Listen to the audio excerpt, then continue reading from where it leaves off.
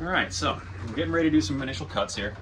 So coming in the bottom here, where I'm going to be trying to cut is essentially aiming for this general area here.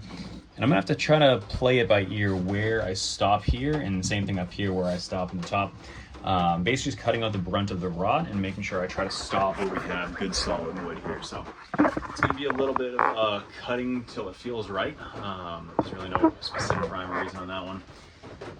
Basically, once I hit solid wood, I'm going to stop, try to make a straight line, and so it's somewhat easy to patch in when I have some fresh wood going in there. So basically doing a boat deck repouring method for this one. So the floors on these are fiberglass, marine plywood, fiberglass. So I'm cutting through the top two layers, so cutting through one layer of fiberglass, one layer of wood, and I'm trying to leave the bottom fiberglass intact.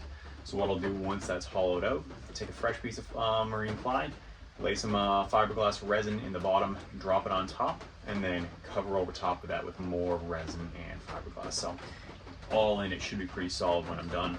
I've done similar methods in the past. It worked pretty good for me, and I'm hoping to do the same here. So I find the best method for cutting this is an oscillating tool, using cheap blades on this one, because with the fiberglass you burn through the teeth really fast. So no sense wasting a $30 blade if you're going to burn through it in 5 minutes. So this is just an old one I had. Actually, it's a Milwaukee, so it's even a fairly decent blade, but it's going to be junked pretty quick. So unfortunately, I won't be able to talk too much in the next couple minutes while I'm cutting. I will be wearing a respirator because the fumes that come off of the fiberglass when you're cutting it are not something you want to be breathing in. It's very loud and very smelly. So put you guys into a time lapse and we'll start cutting.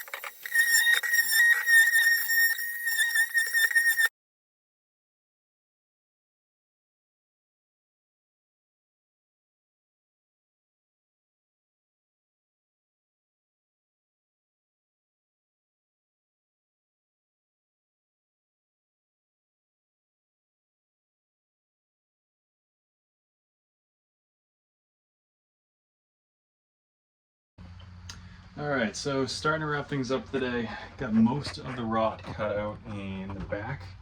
So all this is cut out to just a single layer of fiberglass. Still got a ton of just wood debris, residue type stuff left over. Looking in here, again, same idea here. Got most of this cut out for wherever I'm going to be cutting. Camera angles are terrible, but all that is down one layer. So this is as it was originally. This is all the stuff I cut out, and then down at the bottom, that's just the single layer of fiberglass. So that's what's going to stay put. So I cut all the way up to the toe kick under the kitchen, and then on the outside, largely the same. All the stuff in the back here, both sections underneath the battery box are all cut out. Good thing is, I was able to get all the way under here. So you can actually see as the hand's sticking through, it shouldn't be too difficult to get some fresh plywood in there. So all things considered, not too bad for the day. Still gotta come around in the next couple days, cut out all the section underneath the kitchenette, then probably set up some space heaters or something in here just to help dry that out, anything that was residual moisture. That way once I come in, put some fresh plywood, it's ready to go, and the fiberglass and epoxy is going to stick pretty well. So I want to make sure I'm not doing that with too much moisture behind the scenes and cause myself some problems. Get this thing off my head. So all in, I'm pretty happy with how far we got today. I was hoping to get all the old rotted wood cut out, but at the end of the day, there's a lot more than I realized was here, so I'll take that as a pass. All right, so back at it again. It's been a couple days since we were last in here. So far, everything's starting to dry out pretty well, which is good. Today's game plan, we're looking to be doing the rest of the cutting on the floor. So obviously we got the back section mostly cut out here. So far, everything I'm looking at seems like it's dried out pretty well. There's obviously anything that's still sitting in the middle is still fairly wet. So I'm gonna try to get a space heater in here when I'm done. Just try to dry out any residual moisture inside the this bottom layer of fiberglass and any of the wood that was touching the rotted wood. Because I want to make sure there's no moisture left over when I'm putting in the fresh wooden fiberglass. So I'll let that sit in here. I'll probably turn on the roof vent as well. It does still have the original swamp cooler, as I mentioned a couple videos ago. The challenge is it's not really moving a whole lot of air. It sounds like it's on its last legs. It barely is spinning that fan, but it's better than nothing. So until I get the new Max Air fan installed this weekend, that's pretty much what I'm stuck working with. So I'll run the space heater in here just to get some heat going, try to dry that a little bit out, and then just try to get as little bit of air moving as possible. Probably crack the windows as well. I don't think it's supposed to rain in the next couple days, so that should help as well. The good news is we got some parts coming in the mail.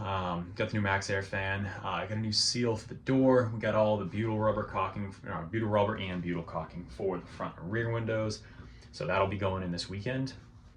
But today's game plan, I'm hoping we can get all the remaining cutting done, because we still got to cut out everything in front of the toe kick of the kitchen sink area. And then if that goes smoothly and we get all that cleaned up, get rid of the mess, hoping I can install the new LED lights. So for over the kitchen sink as well as over the closet door, I got 2 new LED lights, so that should brighten things up in here significantly, and I won't be as reliant on the Milwaukee light to work in here. So both of those will be a nice upgrade for us.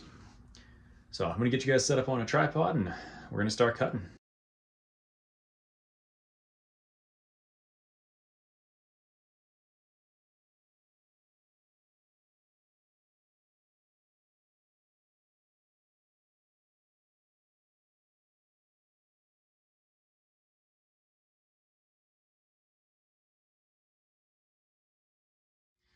All right, so I think we got a good chunk of the cutting done for the night. So looking along the floor here, all the cutting down in this area is all done. All the mess is cleaned up. Tried to get my edges nice and clean so I don't have any residual wood sticking out there to worry about. Just come along. It's now just good clean plywood. Goes all the way underneath. Try not to get my fingers all cut up. Comes up along here, same thing. A couple spots I did poke through a little bit. So if you actually look under there, you can actually see the frame rail. And then below here is just dirt. Comes along here, same thing in the front, underneath the bunk.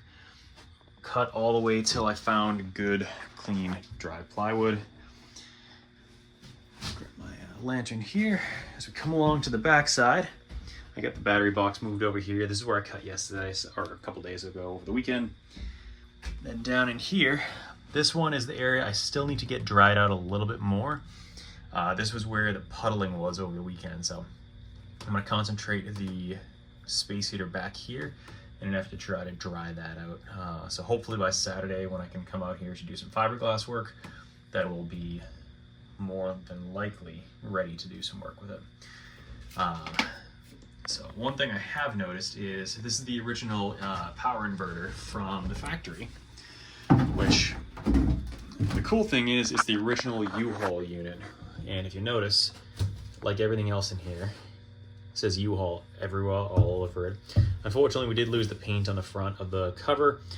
It is still functioning, but it does have a bit of a hum to it. So I'm gonna see how loud it is once we get the boxes all closed up and the cushions in place. If it's annoying, I'll replace it. If not, that still seems to be running just fine. So to be determined what the game plan there is. So one thing I just wanted to make sure I'm thoroughly explaining while I'm thinking of it, because I know during some of the videos it probably wasn't as easy to tell what was going on. So when it came time to remove the top layers of the fiberglass and all the rotted wood, it was kind of a two-step process that I was working on here. So if you look at the side profile of the floor here, you have top layer of fiberglass, a layer of marine plywood, and then the bottom layer of fiberglass, which you can see flexing down here. And essentially when the floor got the water intrusion, it basically compromised the water tightness of this area here. And one of the things that was happening was we had delamination of the fiberglass on top, delamination of the fiberglass on bottom, and then all that wood in the middle was just rotting out, basically turning to mulch. So essentially what I was doing with the multi-tool, just using the blade here as the example, cutting straight down through till I felt the bottom layer of fiberglass. It was really just punching right through this top layer like nothing. And usually it was like a second or two before you felt the rotted wood go through. And obviously the texture is going to feel a little different when you're on the solid wood right here, so you had to feel where you were cutting. And stopping right when I got to here, because you could feel a little bit of a thud there, and the way your saw feels when you're cutting the wood versus the fiberglass feels significantly different, so you know a good judgment call of when to stop. There are a few areas like right here where I accidentally punched through, but a few of those aren't going to be a big deal. And I'll be able to seal those up when I put the epoxy in. Now, the other piece that probably wasn't as easy to tell what was going on was, now that I had those cuts in there, most of it just pried out from the top. But there were some areas where we still had adhesion on the bottom, and I needed to take the oscillating saw and go underneath the little bits of wood that was stuck there. So you can see a little piece that's left over here. You can kind of pry under that.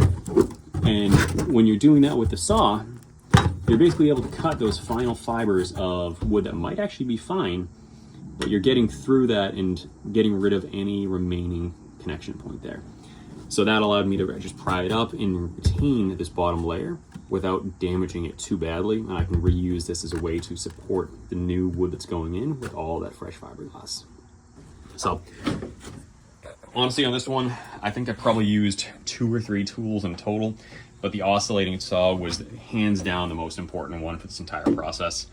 Because without that, if you tried to do that with something like a circ saw or a sawzall, you're going to blow right through this bottom layer, and then you're going to be underneath trying to find a way to create a artificial base to support everything while you're trying to glass in fresh wood, and it's just going to be a nightmare. But going this route came in really clear. You got a nice, easy to work with base now, and aside from the challenges I'm going to deal with of getting underneath here, it's not going to be nearly as hard to put the fresh wood in. So just want to make sure I was clearly explaining that, because I don't know how well that came through in the prior videos. So figured I'd use this opportunity before it's all reglassed. We have something to visually show you.